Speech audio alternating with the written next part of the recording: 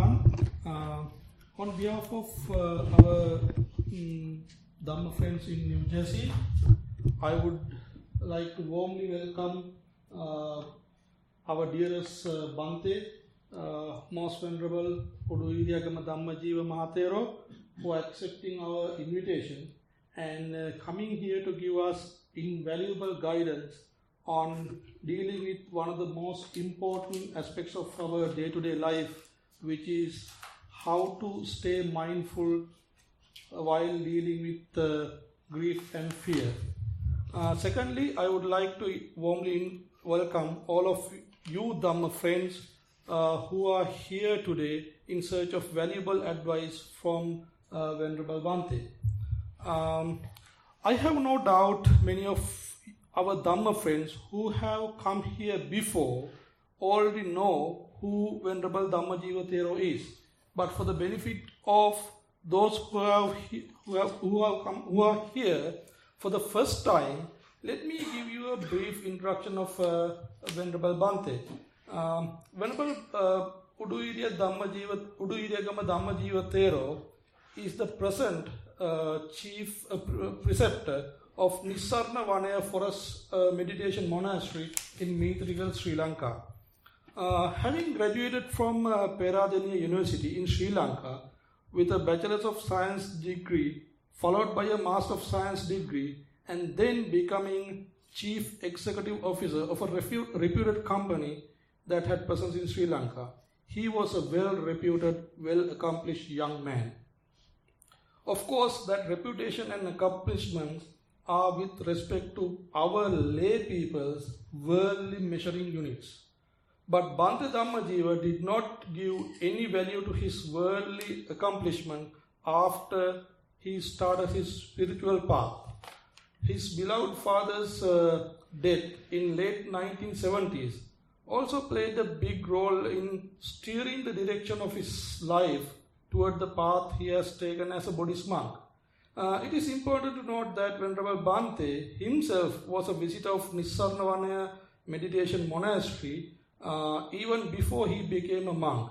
So he has done his due diligence before attaining monkhood. Having realized the futile and fruitless pursuit of material enrichment, he left all of his accomplishments in the lay life and ordained as a Buddhist monk in November 1988. After becoming a monk, Bhante Dhammajiva learned Buddhism meditation practices under the guidance of Venerable Maha Sri Jnanarama Maha Thero, and also Venerable Katukurunde Jnanananda Maha Thero was his mentor. After his teacher, Venerable Jnanarama Thero passed out, Bhante traveled to Myanmar, where he had intensive training on meditation under Sayadaw Pandita Abhivamsa. In addition to Vipassana meditation practices there, the Bhante also added the Burmese to his valuable toolkit as the fourth language. Then upon invitation from Nissarana Vanaya Forest Monastery community of monks, Venerable Bhante returned to Sri Lanka after the completion of his training in Myanmar. Later, Bhante became the chief preceptor of Nissarana Vanaya Monastery and helped thousands of student monks and lay people like us, not just in Sri Lanka, but everywhere in the world. A few years ago, Bhante founded Satipasala Foundation, which you just saw a video from. It's an international initiative to teach mindfulness meditation as a practice for all age groups, but special focus on children. Today's session is yet another milestone in Thero's mission, and he's going to talk about how you could stay mindful while dealing with grief and anger. I would like to emphasize again, this is not going to be a lecture of theory, but rather a guidance that you can start practicing from today itself. So I would like to make one request from you. Please be very attentive to each and every word that Thero tells you. Be a recipient of the maximum, the max that one could get from Thero's practical advices today? Well, that's just a brief introduction about Bhante. I would rather let you have a precious time with Bhante, and I would invite Venerable Bhante to address the audience.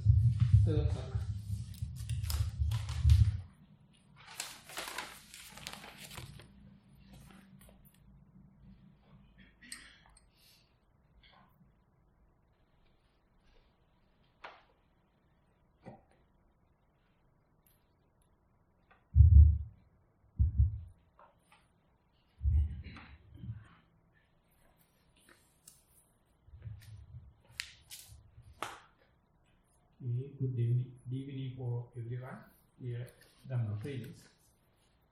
In the early part of my sermon, I would like to give the priority for the topic already given and suggested, that is to be mindful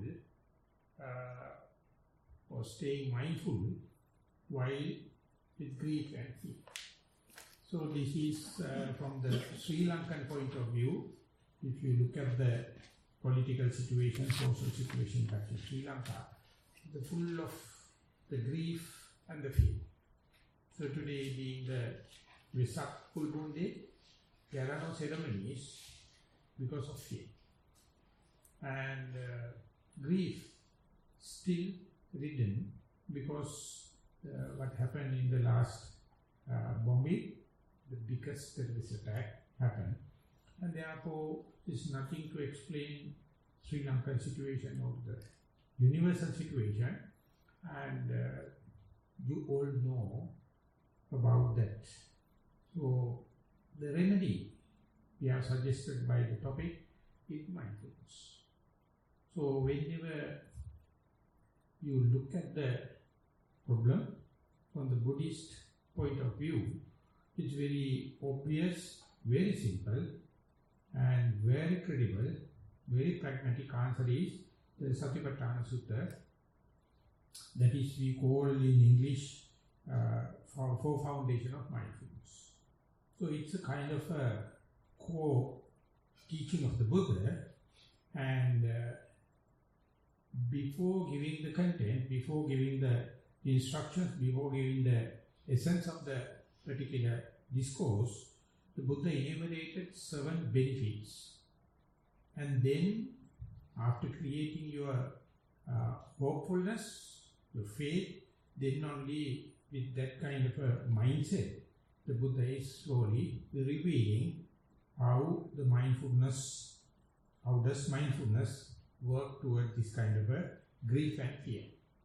The stock phrase is Ekaino ayam bhikkhave maggo sattanam visuddhya soka paridvanan samatikkamaya dukkha domanasa atthagamaya nyayasa adhigamaya nibbanasa satchakiriyaya yadidam chattaro satipatthana. The Buddha says this is the one and only way for the direct path for the purification of the people, and then how to surmount, how to overcome sorrow and the limitation, and then how to disappear the pain and the grief, and how to learn the path, and then to achieve the final emancipation. So there are 7 benefits. So the today's topic is come with the 4th benefit, how to get rid of, or how to tackle grief. And fear, I will touch separately, and generally it is being touched by this particular discourse also. So as far as the grief is concerned, it says domanassa. It's a kind of a mental situation going against the pleasure principle. Everyone in the civilized world is always seeking pleasure, and it is justifiable in this civilized world. So each and everyone, individually as well as a team, we are endeavoring, striving to get the pleasure. But if you look back to the human history or the evolution of the man, no one claimed that I achieved that desired goal, but still we are struggling. So therefore all the worldly development, scientifically, technologically, infrastructure-wise, communication-wise, everything is aiming at the same goal, not only human beings, even if you look at the animal world, they are also the same. But the grief happens as a stark threat to this pleasure principle, and even though the present day people are so civilized, but brutal kind of terrorist attacks happen, no one knows. Very difficult to understand why and how that kind of thing happens. So a few months before, in the Christchurch, an Australian went there and start serial killing, and 2 weeks before I was in Christchurch. And so the kind of a thing come out of the blue, and when the Catholic people got together in the past day, and someone came, people came, are well-educated, well-to-do, and suicidal people. So they have made up their mind, not like taking a chance. They are well-to-do, well-learned, and well-prepared people. So after that, what is the message to Sri Lanka? And why it is happened? Still we don't know.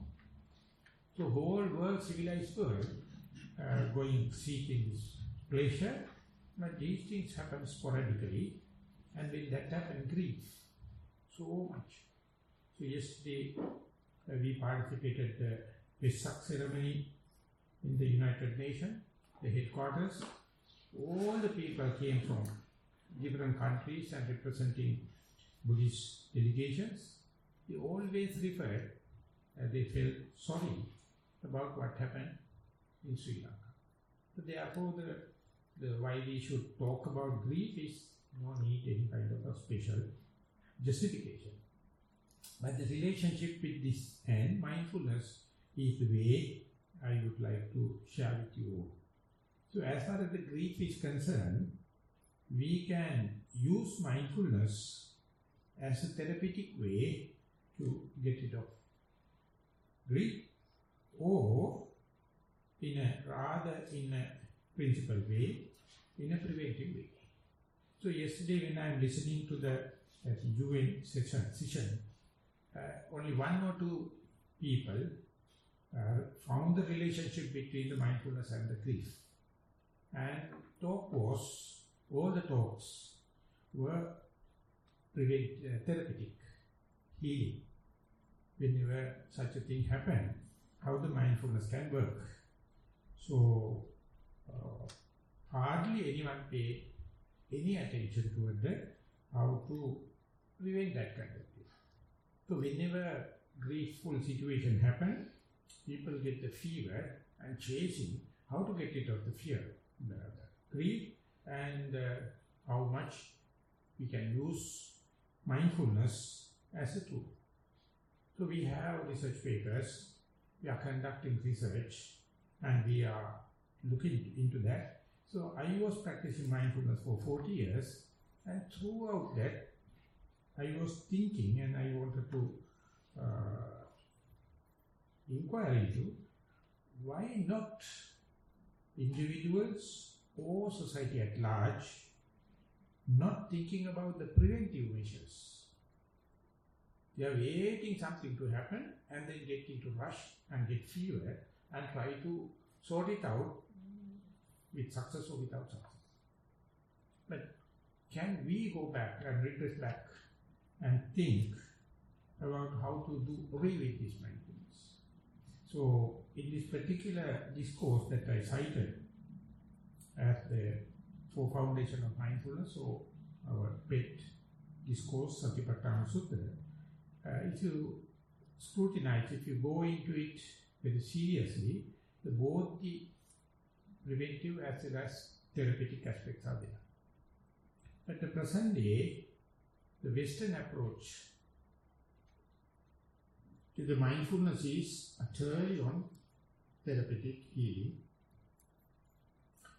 And ultimately, in America, the mindfulness became a commodity and multi-billion business. We call business Buddhism.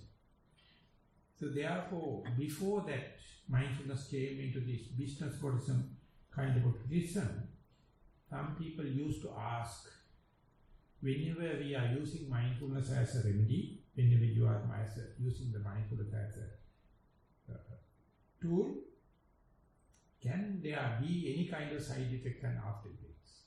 Unanimously, all knew about mindfulness, they told no side effects, no after effects in mindfulness. Because it is the pure thing. But for the last 30 years, maybe 40 years, America is leading. There's so much of research and application, and there they found the therapeutic aspect, the healing aspect of the mindfulness, and ultimately it became a commodity-like. And there are some people found mindfulness is not that kind of a panacea. There are some side effects.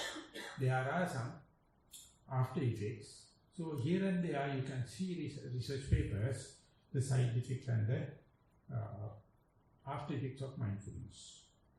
And specifically, when I presented this Satipasala, the mindful school, we went into that subject very carefully and look into that whenever we are recommending that kind of a thing, not with the grief and not with the fear, when we are recommending that for the children in the schools, are we asking for trouble?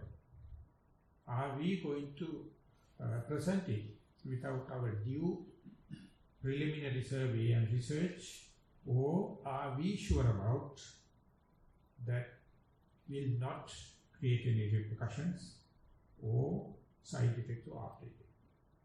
So when we come back to our topic also, as far as we are trying to find the relationship between the grief and mindfulness, one thing is after you suffer, after you come into this grief and in the negative part of the emotions in your life, how much mindfulness can be helpful. So anyone who is already have this kind of a mindset, definitely they will be happy, they will be using it in a more pragmatic way than preventive way. Whenever it is going to preventive way, it's a very gradual process. It is a unanimous and universal thing, not only for the people, those who are with grief. So that preventive aspect and the therapeutic aspect, we can see, we can observe when we look into that particular discourse. The Buddha enumerate the grief as the fourth result, or the fourth benefit of the mindfulness, or rather negative of grief, getting rid of grief. It's a fourth aspect. But beforehand, he enumerate Sattana Visuddhya, purification of the being, and to getting rid of sorrow and lamentation. And with that kind of preliminary, basic the experience and the maturity only, one can go into the grief, because it is rather deep kind of a suffering. So therefore, one has to develop early 3 stages, then only successfully apply that into the grief. So imagine one person already now in the grief, in a therapeutic way and a healing way, he will be very happy to grab hold the mindfulness and try to apply it in order to get rid of grief. And another person thinking, even though we are happy with this and we are already motivated with this pleasure principle, the grief, sorrow, and the lamentation is highly frequent in the life. Therefore, before it happens, before the grief comes, before the sorrow happens, before the lamentation happens, what will happen, what will be the case if I am going to practice mindfulness. So I find there's a complete two kind of attitudes. One person already with grief and he is with the idea of how to get rid of grief as a therapeutic way. The other person is doing one day in the way of my life, there may be a kind of a sorrow and lamentation and grief and pain. So when that happens, if I am armed with, if I am mindful with early stage of practice, I will be better off. This is the part very difficult to convince people. They have no time. They are waiting till the problem happens and then are driven by the problem-oriented kind of thing, and therefore they expect quick results. But instead, when you are looking at the complete context and the content of the Satipatthana Sutta, the Buddha says it's a gradual process. First and foremost, you have to pay attention to the purification of the being.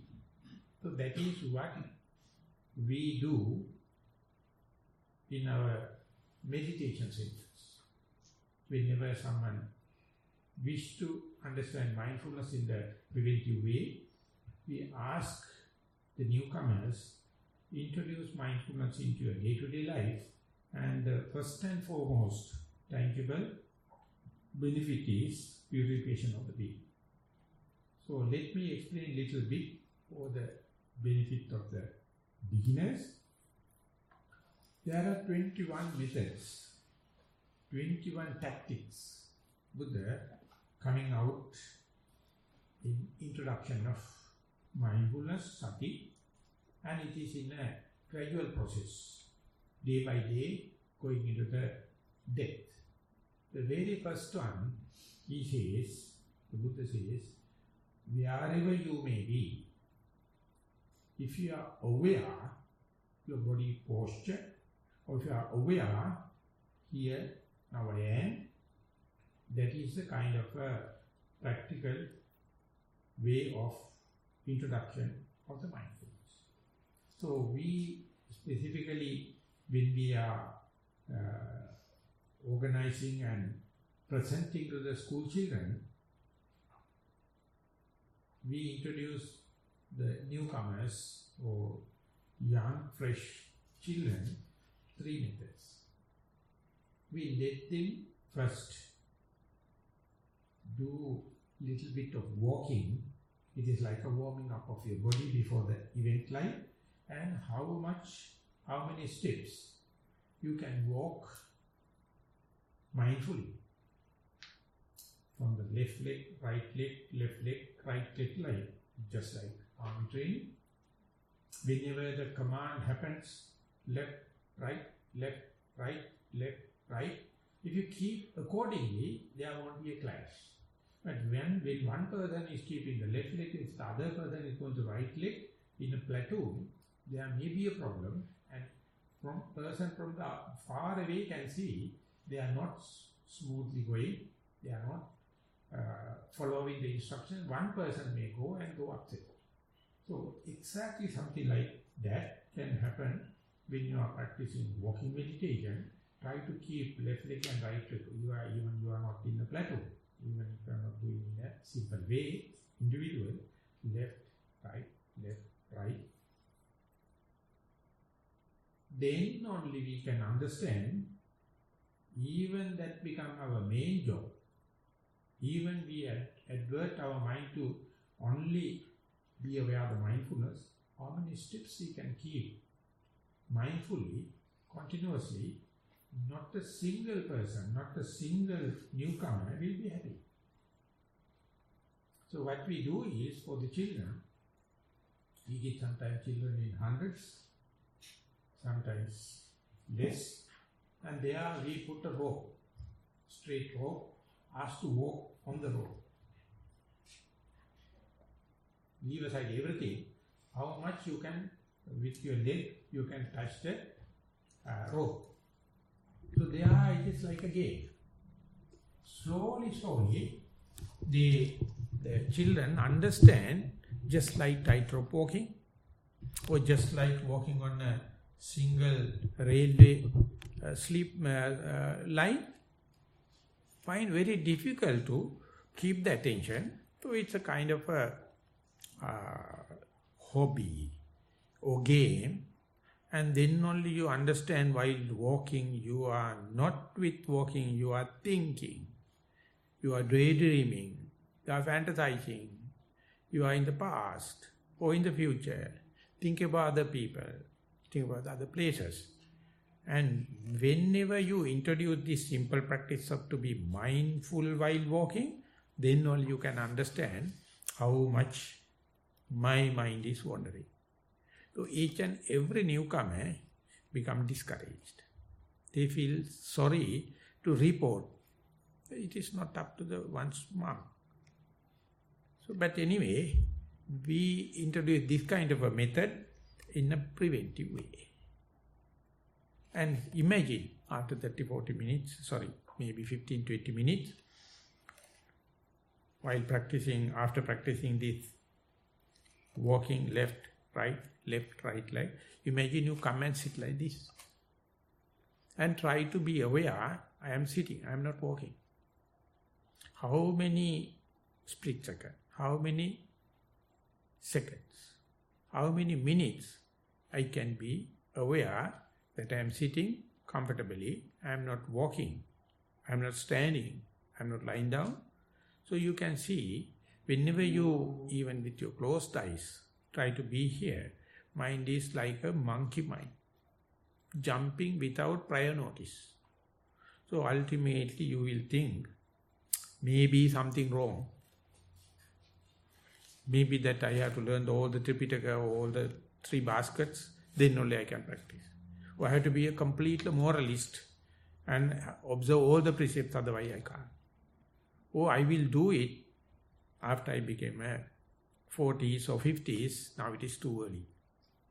Likewise, we have so much of effects because whenever it is introduced in the preventive way, our mind becomes discouraged.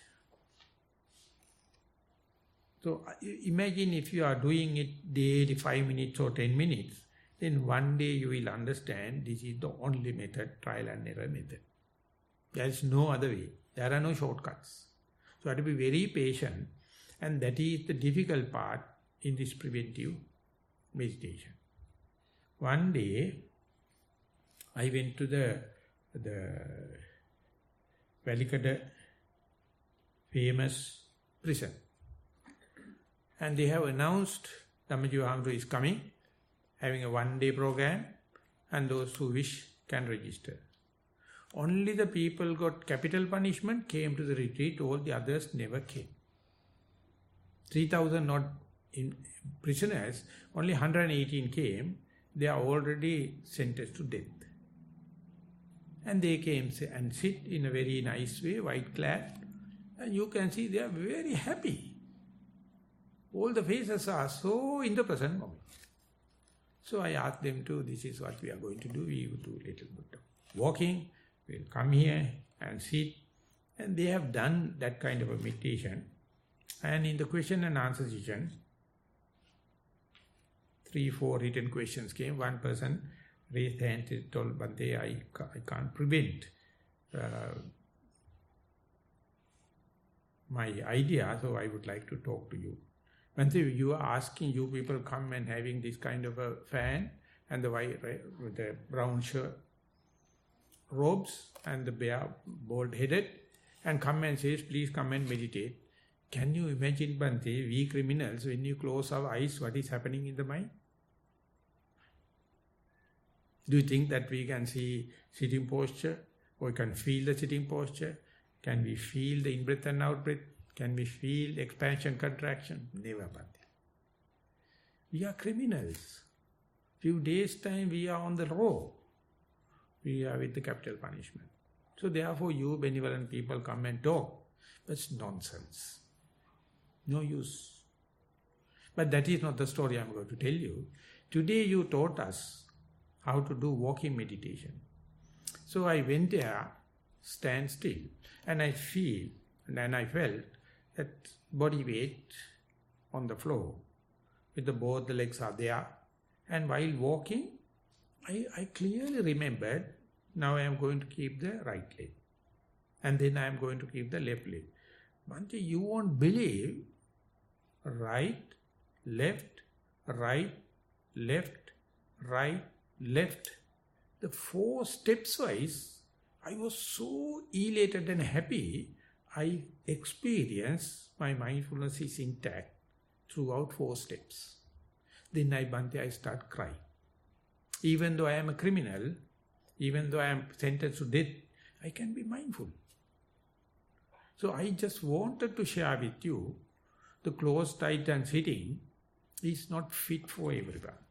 Whenever you close your eyes, you're fantasizing, daydreaming, all the kind of fabrication, all the storytelling starts. But instead, walking is giving a chance, because your eyes are open. You are doing something practical. So this is how it happens. So therefore, please introduce this whenever you are teaching mindfulness for the newcomers.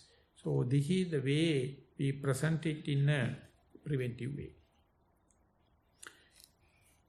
To go a little bit along that line, not only in sitting, not only in walking, even when you are doing day-to-day activities, you can be mindful.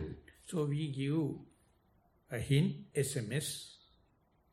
First is do the task little slowly. Imagine that you are going to be mindful in brushing your teeth.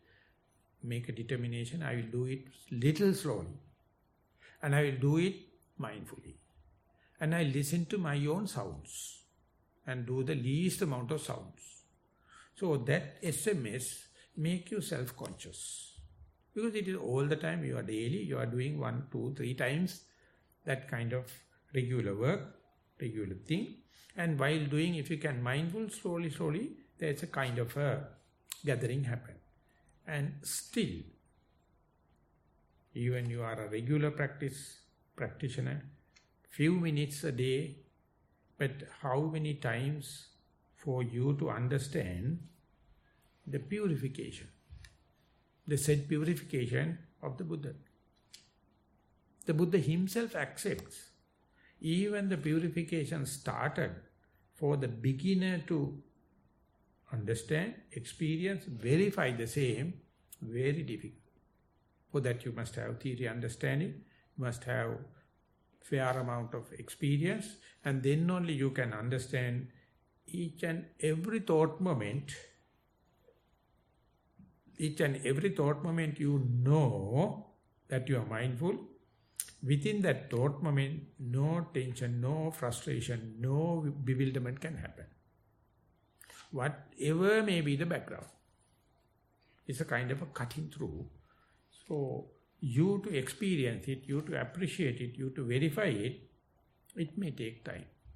But after meditating, after doing practice in this, if you are going to get together and share our experience and question and answers, then that kind of a benefit will happen. Yes, I also can be mindful in a few steps. I can be mindful in a few breaths, or I can be mindful few minutes. And during that time, all the trend of tension, frustration, everything disappears. But if you are look into that, you can see. You have to be prepared. So early meditation experience, you are not with that preparedness. That preparedness is called vigilance, diligence, and be in the present moment. So mindfulness has to, whenever mindfulness develop in the preventive way, slowly, your diligence, your vigilance, your sensitivity, slowly increasing. If you are thorough with your theory understanding, easy for you to detect. But even without that, can happen. So, before that, before your little bit of experience with the mindfulness, you may have your own way of life. You may have your problem in disturbance with sounds or thoughts or pains or whatever may be. And the day you understand each and everything, I can have a universal answer, be little mindful, and then the grief, tension, frustration, you can stop the momentum. So this is the way you are going to experience it, a preventive way, and if you are appreciating it, it depends. Even you started with some success, depends your regularity of the practice. But the thing is, in a way of life we have, multitasking way, how to allocate few minutes. Very difficult. Because it's within 24 hours we have to do so much of things. So therefore you have to tactful. By reasoning, you have to take care about your well-being. You have to take care about you have to be compassionate with you. You have to have some kind of a loving kindness for your well-being, for your purification, because no one can do it for you. So even it is impossible if you do not have experience in the mindfulness. So whenever, if you can give that kind of consideration, you will be compassionate to yourself. You will take little time, you will take regular time to practice. So when I started, it was my second year in the university, I can't allocate even 1 minute. So luckily my teacher was a foreigner, he was an Australian one, and luckily he was open for me. So I used to pay visit to him. I told Bante, it appears like a very good exercise, but I don't have time. Then he said that I can understand. Because that you are in the second year and so much of academic work and I have to do all the kind of thing. Then he says that don't worry about walking meditation, don't worry about sitting meditation, you just start with brushing your teeth. Daily when you are going to we don't have tap water, we have to go to the well and we have to get the water and brushing. And there, so he taught me, it's the ink drop system. He explained in such a way, at that time we are occasionally using fountain pens. Not with the carbon pen, not with the present day. And whenever you are using, you have to have a piece of blotting paper when the pen is overflowing. So imagine your pen is with little bit of the leaking ink. So you are wiping it with your piece of blotting paper, then you get a dot. And you keep it, and next time again when the pen is cleaning, another dot. Likewise, after a few days, here and there, within the whole paper, you get blue or black color, and dots are increasing. So likewise, he says, within your unexperienced person is like a white blotting paper.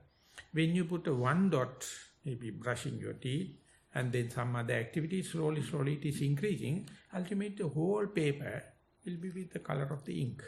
So likewise, you have to slowly introducing, but that needs so much of patience, due to so much of reasons, because the best question you can ask from you, I can ask from you, whenever you are mindful, how do you know you are mindful?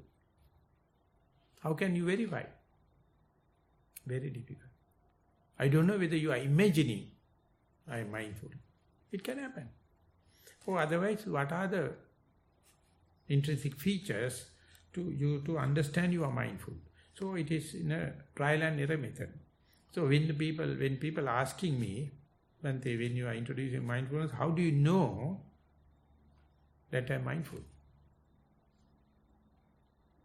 So I will challenge them telling, whenever you are mindful, you can't express yourself. All the other bloody things you do, you can't express. Mindfulness is such a profound thing. Whenever you are mindful, you can't communicate. Our language is not enough. Our communication systems are not enough. So therefore, your asking question is valid, but I will try. whenever you are mindful, you will understand, I am not dead. Always there is a signal to indicate you are living. Just sit and close your eyes and try to be here and now. And there you can understand, throughout that time period, there is a signal, I am not dead. The second thing, you feel I am not sleeping, I am awake. So what is the nature of that experience?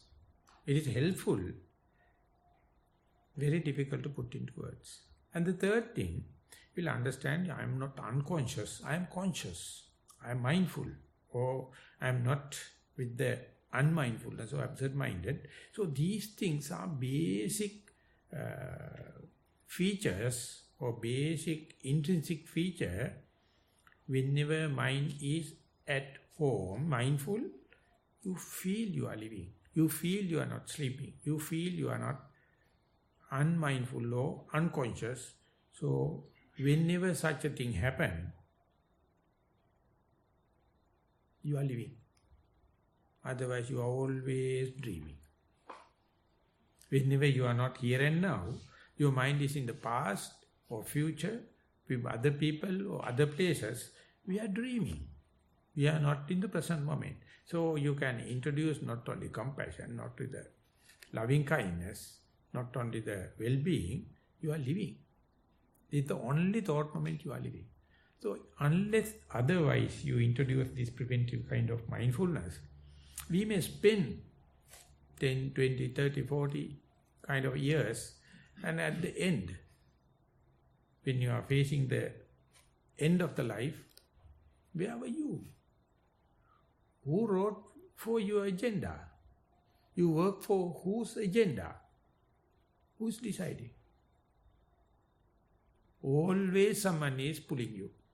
It's something not in the present moment, not in the intrinsic way. So therefore you have to understand the unmindful mind is we call monkey mind. It's jumping from one branch to the other without calculating, just jump. So the day you understand few such thought moments, few breaths or few steps, then you can understand that monkey can be tamed. So that taming, the first step, the Buddha explained as purification of the being. So that purification, once you started, slowly gathering the momentum. Now I would like to take you one step ahead. When you are practicing like that, when you are practicing maybe few minutes a day, kind of the sorrowful thing happen. You get something negative results or disappointment or some kind of thing happen, then you find the mind is not prepared, mind is not happy with this kind of a mindfulness, because mind, the shadow, the coloration of the mind is sorrowful. So there you may get up and go thinking that today is not the best way to get the best results of mindfulness. But if you are discussing, I would like to propose you are sorrowful, yes. Your starting point is something sour, something bitter. But when you sit, don't worry about the sharp object. Can you be aware that I am sitting? I am not walking. I am not standing. I am not lying down. Amidst of this sorrow, if you really try to see your sitting posture, some moments you will experience through the sorrow, through this kind of negative, you can occasionally, not like without sorrow, you can be aware. So that kind of a thing appear like very adventurous. You can apply this already earned mindfulness to this kind of a sorrowful situation, and occasionally, as if you are doing target shooting, occasionally you can shoot the target bow. The situation is not so conducive, sorrowful, but occasionally it goes. So with that kind of endeavorance, more and more you try to keep on, you can see this sorrow is not like a wall, it is like a net. There are a lot of ice, and through that you can see through. So that kind of facing the sorrow and still occasionally try to be mindfulness is no more meditation, it appears like a hobby. You can keep on practicing. And whenever it is lamenting kind of, you feel like shouting and telling others, you feel the mind is in such a grip. But if you have a little bit of already developed mindfulness, you can see, even though I am in that kind of sorrowful and lamenting situation, can I be aware my body posture? The neuroscience, they say this is resilience. Whenever disadvantageous situation happen, how quickly you can come back to your mindfulness, how quickly you can come back to your body posture. So whenever you are trying to do, the neuroscientists, they say some people are very quick, some people are very efficient to maybe for a split second, maybe for one moment, to just come back at home, and again the mind will taken you for a ride in sorrow and lamentation. But still occasionally when you come, the gathering momentum you are gathering through the sorrow and lamentation will be broken halfway. And you can see through, slowly you can go into mindfulness, and it is adventurous, but the difficulty or the most important thing is, whenever such a thing happens, you have to talk with others, you have to share with others. By communication only, not only meditation, by communication only, you learn the ways and means, even though sorrow, even the lamenting situation happen, cut through and see through and come back to your primary object. This is difficult, maybe, if you are hating yourself. If you are hating your body posture, if you are hating the present moment, it's a kind of a mental situation, mentality of the human being. You hate the present moment. You hate my body posture. That is why we are always looking outside. That's why we are doing bodybuilding, beautification, and all the kind of thing, because your present, natural, my body posture is not enough. So when that come into being, you can understand. The psychologists, they have understood it, but I also can understand myself, how much I love myself, how much I love the present moment, how much comfortably I am sitting. So your alertness, your awareness is increasing with this kind of 3 stages. There's be your well-being, and there's sorrow, and the lamentation, and then only you can go into the grief, because it is a deep-rooted thing, and there also you can understand. So when you are reading the Buddhist literature, there are very famous, obvious stories, case histories, where some people with no such background got the idea, whatever the sorrow, whatever the grief, whatever the lamentation you have, your access to mindfulness, your access to the present moment never blocked. In other words, in a way you can say, you are never too late. There was one lady in a big mansion, and she was also beautiful. And parents have a lot of idea about to marry into the good person and to give all the things into the dowry and all the kind of thing. But lucky or unlucky enough, she had a love affair with the servant boy. Ultimately, they run away. She had so much deep affection with that boy, and that boy knows, if I get caught, the parents will kill me. That's the Indian situation. What happened was, after they get together, they go to a faraway place and live in a very remote village with a meager basic requirements, and few years' time, she became pregnant. And she told the husband, I know if you go back home, my parents will be punish you, but never mind, when I am pregnant, they will be little soft. It is the Asian way of thinking. When I am pregnant, when I am going with the child, parents will accept. But the husband was not happy to accept it. She was day by day postponing. And the girl was telling, please, please, please, we'll go. And they started going back, and halfway through, she parturited and she gave birth to the child, young boy. And now no hope of going to the parents' house, she came back. And again for the second child, same thing happened. She told the husband, please, now I have one child in hand and one child is ready for the parturition, we'll go. And that told she went a little earlier. And halfway through, it's a huge rain happens. They have no protection. And she told, amidst of the whole pain and difficulty, she got parturition, the labor pain. And the husband was so upset. She went to the forest to find a bigger kind of leaf, banana leaf or any palm leaves, to make a temporary thatch or shadow roof. But the girl was waiting. Husband never come. It's now becoming night. And she parturited the second child also. Waiting, and next day morning, rain little ceases to exist, and she went in search, and there was a husband's carcass was there, bitten by a snake. And it is useless now, blue in color. So she was so unhappy, uncertain, she can't understand where to go back home or go to the parents. Ultimately, she make a decision to go to the parents anyway.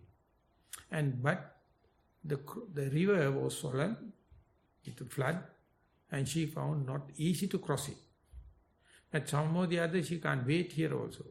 She can't swim with the two children at hand. So what she did was, she got the eldest child and put into the other shore, and on the way back, an eagle came and catch hold the other young, just parturited son, and about to take off.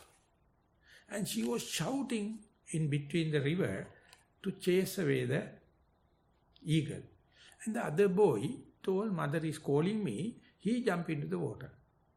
And both the boys gone. One thing from the flood, another one from the eagle. And she was so in grief. And when they go back home, she found the parents' house collapsed, and both the parents and the brother died, and they are in cremation. And ultimately she ran mad. She can't see an eagle. She get panic.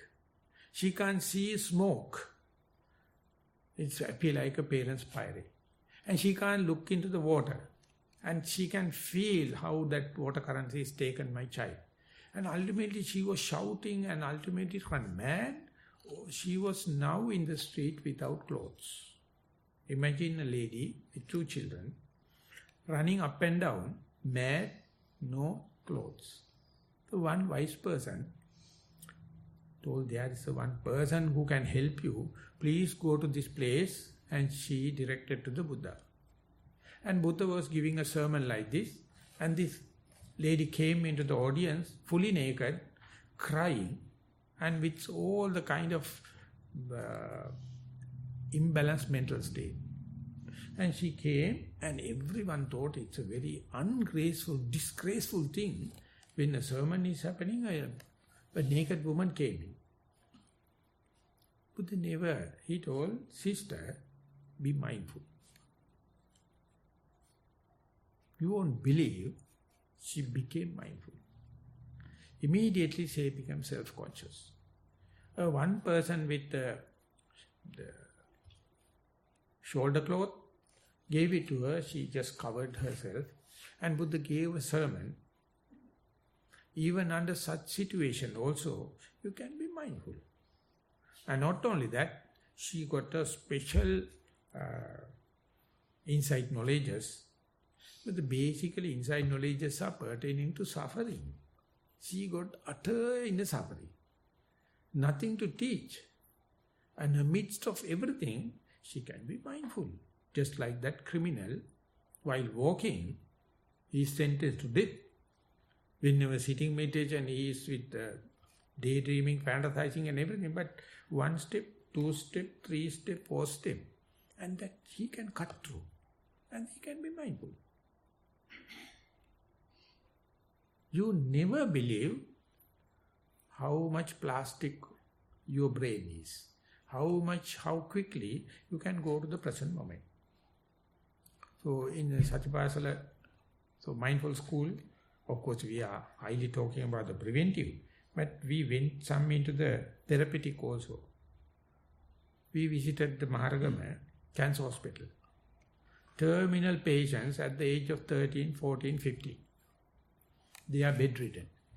So we show them how to do walking meditation, how to sit, but they can't get up. This is, we're happy to see the film, video, but we can't get up. Then the person going, the facility asks, while you are lying down, desperately, mother also crying at the side of the bed, can you be aware that you are lying? Yes. So that is what you call meditation, with mindfulness. How many thought moments amidst of this terminal cancer, torturing, burning and kind of a excruciation of pain, and still can be aware of your posture. And sometimes they, with that kind of a touch, young children, they tend to smile. Mothers are telling, we never expect that kind of a thing in this kind of a situation, because hospital also desperate, parents are desperate, staff desperate. But if someone go and say, yes, now everything is hopeless, but you can be aware that I am lying down. That is also possible. So that, not with the preventive kind of thing. So that I cited that example to show even the therapeutic thing, you never believe our capacity of our mind. We are so underestimating. We are so unhappy with our body. We are so unhappy with our present moment. So unhappy about the here. The Buddhists, they do meditorial deeds and they want to go to heaven. This life I will accumulate so much of merit, so I will go to the heaven. Heaven is better than this. That is the simple idea. I don't know other religious people, they are not, may not be believe in the reincarnation, but to promising the heaven, I can tap you, I can tax you to the last cent. We monks are the really people know how to tap you, promising the next life, tapping you in this life. This is what you call religion. They never tell, even if you go to the heaven, mindfulness is mindfulness. Here, mindfulness is mindful. Male mindfulness is mindfulness. Female mindfulness is mindfulness. Rich mindfulness is mindfulness. Poor mindfulness is mindful. All are the same. So whenever you come to the mindfulness, I simply call it humanity.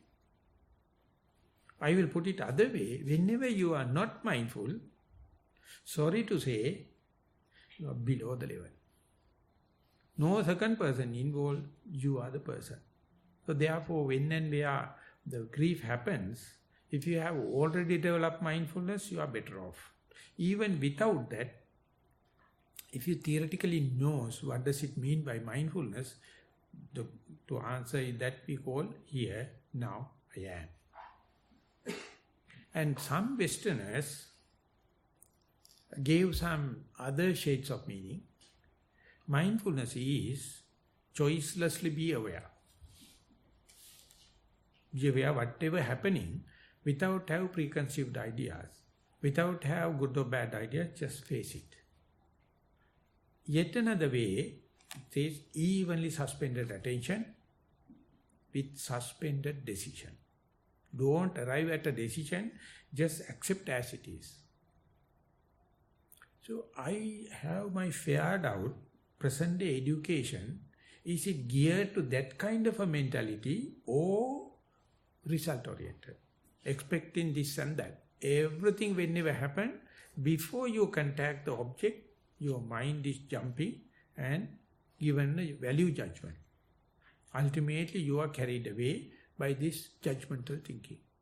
And who gave that criteria to judge it is good or bad, auspicious or unauspicious, agreeable or unagreeable? You never test. Instead, let the thing happen. Be patient and just be aware. And if you are lucky enough, you can talk the same your experience with another person. Ultimately you find we all are experiencing the same. So therefore, when and where the grief to come, you have to, the simple term we are using is be prepared. You know, in scouting, the first and foremost sentence it says, be prepared. So that is what the Sir Baden-Powell taught us. The Buddha also says, apamadena bhikkhave sampadete. All the time, be prepared. This preparedness is what you call diligence and vigilance, and that is what we lose by drugs, by alcohol, by fantasizing this and that, daydreaming. Each and every time your mind is not unified, it's all split. So internal fight is happening. So therefore Krishnamurti used to say, your unified energy will happen whenever the mind organized and one-directed. Otherwise, internal energies are fighting each other, making a turmoil. Ultimately, the sum total of your positive energy will be neutralized by antagonizing. So therefore, just make it simply with one-pointed situation is not the mindfulness, it is what you call the concentration, it is what you call the calmness of the mind, it will happen. So whenever you are introducing mindfulness, don't worry about the calmness, don't worry about the concentration, nothing. Just be mindful. So we call it is bare attention. We call the below mindfulness, bare attention, this is what happens. So slowly, one day, you will understand whenever you are mindful, you can be here and now. So when we are teaching young children, we give the turtle or tortoise. So whenever a tortoise is distracted, it is tugging all the limbs and attentive. Not pulling out and not ready for fight. Turtle. So whenever the person sit next to you in the classroom, if the teacher is not there, if the other person is teasing you, don't react. Just like play the game of turtle. It appears like you are evading, you are running away like, but when and where you are going to do it, you are with the full energy, you can sort out what to do next if you are not rushing, if you are not reacting. So therefore mindfulness is defined non-reaction. So many looking from the outside, they will think whenever you become mindful, you will be less creative, less productive because you are always tugging. No, but internally you are thoroughly vigilant and you are observing, you may day by day ready and prepared to accept the grief. It is not a defeat because you are accepting, you are armed with mindfulness, and grief is a part and parcel of our life. If you wish no grief must come to my child, no grief must come to my parents' life, you can have that fantasies, but it is not the way. And if you are prepared, that is the best for the grief. And the fear, the Buddha says, all the defilements in our mind, if you are to put into single term, that's a fear. If you take America, you know how much money they are spending on defense? And how much proportion they are spending for education? The whole European countries together will not spend so much of money for the defense because of the fear. That's a part and parcel of the politics. Imagine you are living in a single person and may not be, but person like me living in a forest, we have nothing to worry about because nothing to rob. We are just living with the basic needs. One day a Zen master living in a single hut and a robber came in the midnight and slowly creep into the house and searching what is available to take. The Zen master knew everything. The only valuable thing he had was the barber knife. And he went to the robber without making a noise, presented it. This is the only valuable thing I have. Please take it and go. So then the robber was completely upset because Zen master is still silent and giving the most valuable thing to the robber. Robber thought that master is sleeping. So ultimately what happened was, knowing the capacity of the master, he became a disciple of the master and ultimately started practice mindfulness. He became a disciple. So any person, whatever the background, whenever you are starting like preventative way, it may be a little boring, it may not promising, but once started, it's gathering the momentum, and when it is continuing, you feel all the afflicting things happens to unprepared person. Nothing will inflicting if you go prepared. For an example, it is not my personal experience. When a woman going to give a birth to the child, the pain they are endurance is almost like a breaking bones, 17 bones at a time. Even male can't bear it, it seems. But they never complain. They never complain because they know the labor pain is happening. I can do it. Of course, now we have cesarean, we have the anesthesia and everything. But if you go prepared, it's an auspicious thing. To be a mother, you have to have labor pain. But if it is something imposed upon you, it's more than killing. So therefore, mindfulness is what make you prepare, make you alert. And day by day, you understand your whole neurobics, your completely brain only work when it is threatened. Never otherwise. So whenever you are always ready to be aware about the Soka Parideva, that means sorrow and lamentation light, that your alertness, that your preparedness slowly increasing. So therefore, you are being asked to do adventurous thing or against the grain kind of thing to see how much I am using my brain power, how much I am using my ways and means. It says if when you come back home, maybe in the late night or late evening, try to put the key into a keyhole without putting on the light, without a torch. Just see how much you can put. And once you open the door, luckily, maybe, try to go to your room without put on the switch. Without hitting with your furniture, how much you can go. There you can see the alertness. You are really ready. And more and more you do it, you feel another kind of senses, sixth sense, going to start. So this is a kind of a rehearsal, preparedness.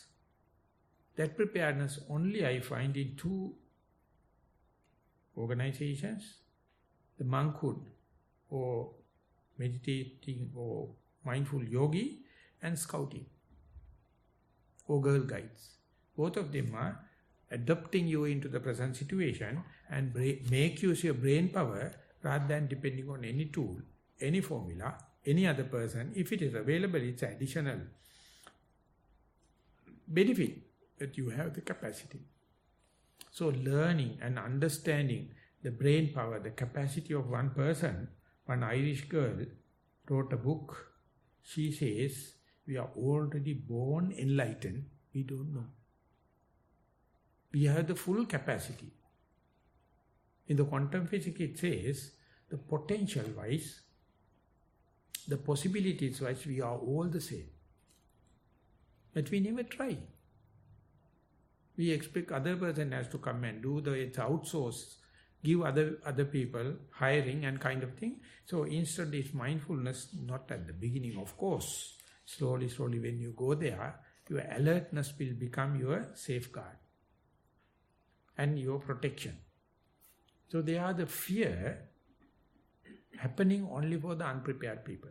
When you are ready, when you prepared, this diligence and vigilance give a chance for any happening, it happens.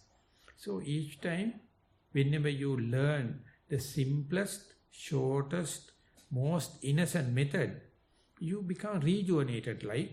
You never get old age, you become like a child-like. The children are so risk lovers kind of thing. So mindfulness is bringing you slowly back to the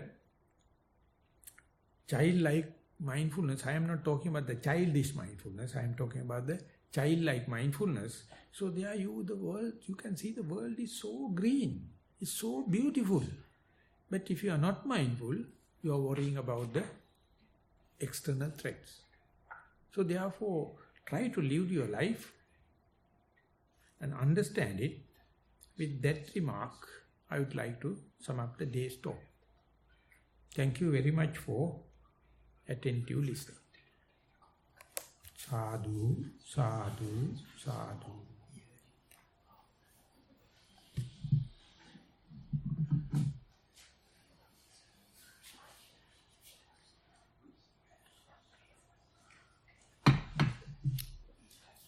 So I would like to invite, if you have any questions or clarifications or statements or criticism, we can have a few minutes for this discussion.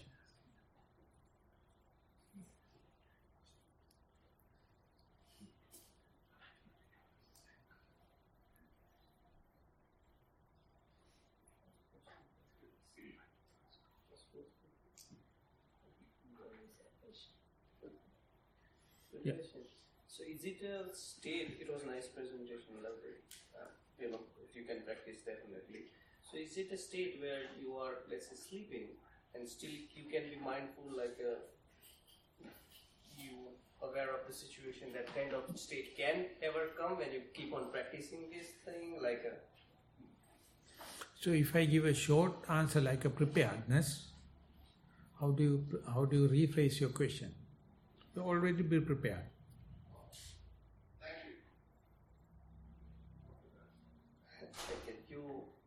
Let's say you like sleeping and somebody came in, right? So are you still like, sometimes you're in deep sleep, but as you mentioned about that saying, like he was still aware that somebody came in and he was presenting him something. So at that time I see him as a kind of, he must have practiced a lot and he knows that, even if you're sleeping, but you are in the state where... So these questions we call body knowledge. In our evolution, we have that kind of alertness for the protection of our life, protection of our body. It is no, you can't claim it as me. It is endowment of your body. This is called body knowledge. When things happen, rather than referring to the books, dead knowledge, just ask the body, body is happening, what is happening, so trust upon that. So that is what that outbound training, we give it, and scouting training, make the person alert. That is the biggest defense. And your mind is utterly working there, not the partial. The whole neurobic going to work, and you won't believe. So much of thing happen, and see all the heroes, all the leaders, they are risk lovers, they have taken the opportunity, come or go Chicago. They are ready. So whenever it is come work properly, they become hero. But of course it is circumstantial thing. So, but we depending so much of dead books. And we think it must not come to us, it must not come to my child, it must not come to my parents' life. So who are we to have that kind of thing? And the Buddha says, you can see the animal world, it's so beautiful. Because they know how to adapt into the circumstances, environment, for what? Defense. Utterly defense. And the defense is for two reasons. One thing is to protect one's life. The other one is to catch the prey. So therefore animal kingdom is so beautiful because it is not a one-day program, it's aliens of time. The body go for survival of the fittest. So you trust in your capacity, your body knowledge, then anyone, anything happen, it will be additional benefit. But you try to use it, not the whole day.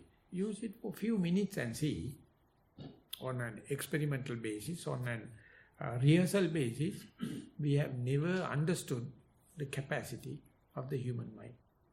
It's enormous.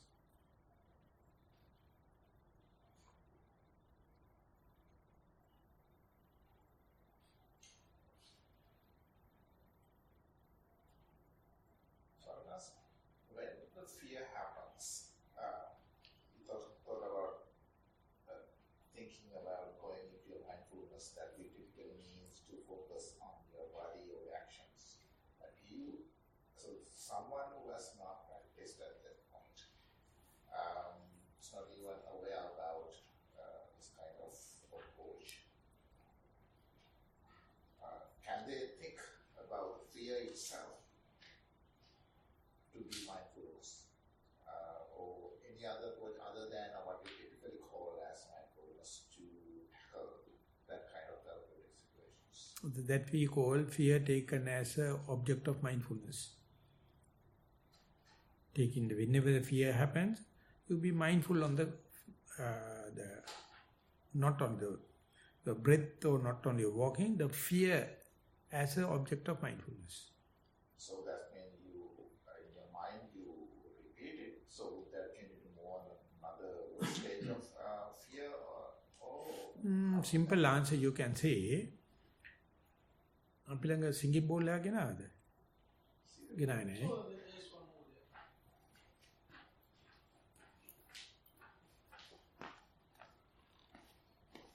හරි ටික.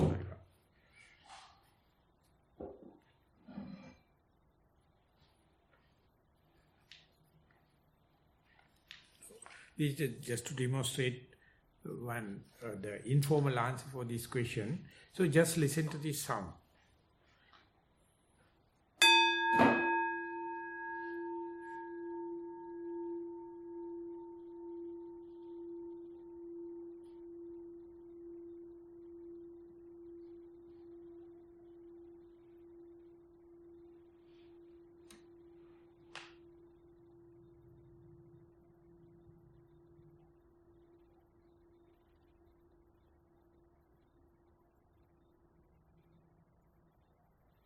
So this is a kind of a sound, start with high pitch and reducing, and it's everlasting, but we think it is finished. Because our sensitivity stops at that level.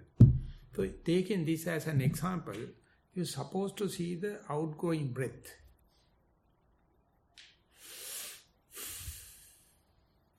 It starts with full, forceful, gushing air through the nostrils and ultimately it disappears almost like this. When it comes to the end, fear naturally arises. We skip. We go to other object. Whenever you are practice again and again, one day you will see the disappearing breath or our end of the out breath. It's utter fear. We never experience it. Before that come to the challenging position, mind is jump into another object. Maybe the incoming out breath or in breath. So likewise, each and every object, each and every phenomena is having its own disappearing part. We never plan, we never focus to see the disappearing part. We are very happy to have a birthday party. We are happy to have a promotion. But when the death happens, it's something unauspicious. We never throw parties. The death appears like a fear. So each and every breath is a death. Toward the end of the out-breath, you go there, mind is shivering. The more and more you to see the disappearing breath, the body start wavering and sweating. Everything can happen. So natural way we are not going to it. We are not sensitive like that. So therefore don't do create fear. Fear is always there. Our mind is completely cut off. It's a phobia. The moment you be mindful, not only the mindful about the gushing air in the middle rough area, you try to see how it is disappearing. The disappearing part, naturally we avoid. That's the point where the Noble Eightfold Path is lying. And we don't go to it because of the fear. That fear appears like a phobia. So our natural way, we don't do it. The Buddha gave this as the third experience. First see the middle of the breath, the gross gushing air, and then see the beginning of the breath. With this all endowment and the energy, now see the disappearance of the breath. And there you find each and every phenomena ending with the sign of death. We never look at it. We consider this is as unauspicious. So we always happy with the beginning of it. So therefore death is very frequent at the end of each and every phenomena. But our senses are with a kind of phobia, fearful to see it. Whenever you are meditating, invariably. And the positive side of it, imagine you are going to have a painful feeling. If you have to see the end of the painful feeling is a pleasure. It's easily you can argue. Most of the time we have painful feeling. Then just like the breath, it's a mental part, breath is a physical part.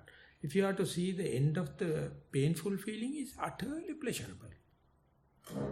So whenever you to see the end of anything, if the majority are suffering things, end of the suffering is happiness.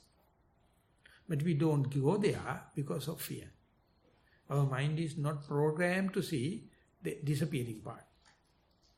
And when Jnananda used to say sarcastically, when you go to a party or buffet, so how lucky we are asked to please come and entertain the drinks and the food and all the kind of thing. But whenever you feel urinating, when it is going out, you are not so open to ask where is the toilet. You go and say, oh, well, can I have the toilet? Where is the toilet? And do it in a very secret way. Putting in this food is very, very auspicious and very civilized way. And going out of it, food or drink. So this is an example. Each and every phenomena, whether you like it or not, it has its own end. Our senses never geared to see that because we are with the blinkers, we see most prominent phenomena.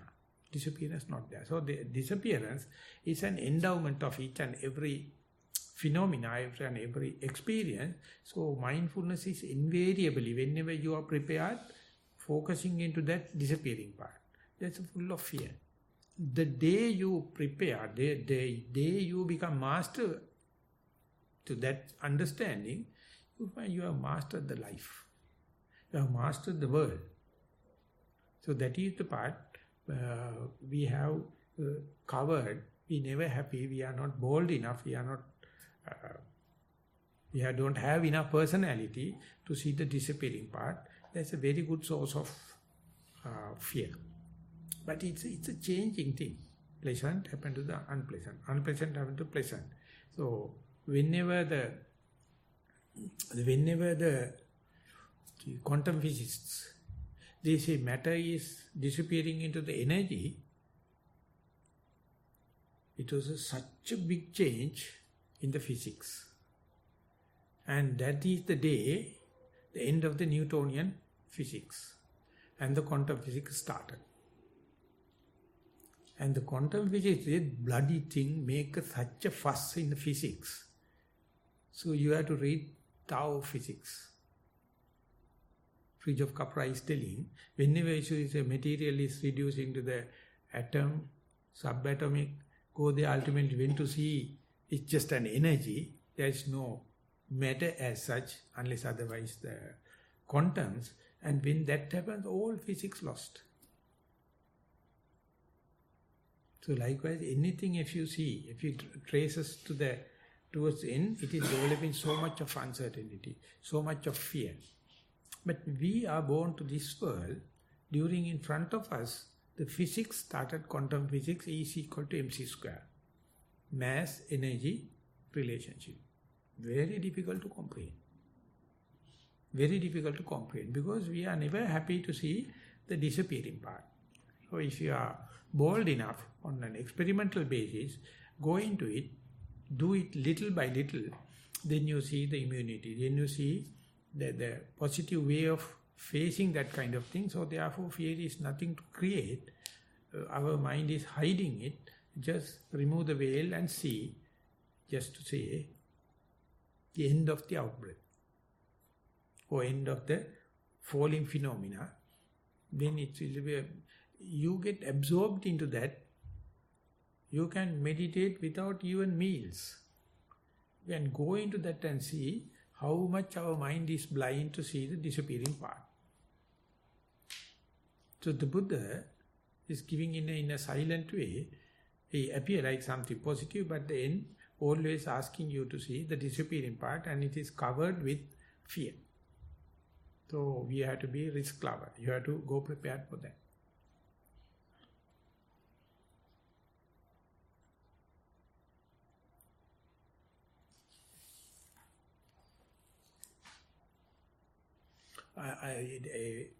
Had we chance, we would like to demonstrate how to do walking meditation and sitting, but today we don't have. I think we are now time up.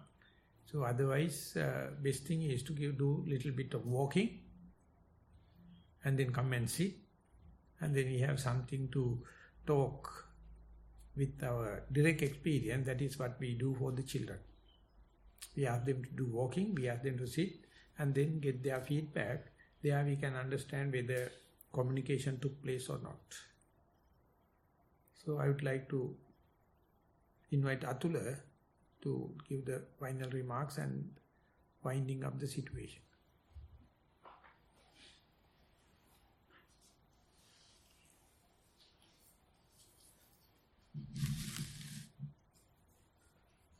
Thank you very much, Bhante, for giving us such good description of how to handle grief and fear.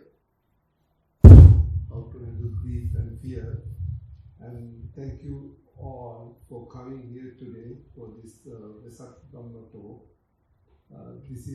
Today is a very special day, as you know, for all Buddhists, because Vesak day we celebrate the 3 events of the life of Buddha. With this, may we all find happiness in life, and we all be fearless and have courage to face fear, because we will not grieve at that if we understand, if we are prepared for. With that message, thank you very much. Good night. Sadhu, sadhu, sadhu.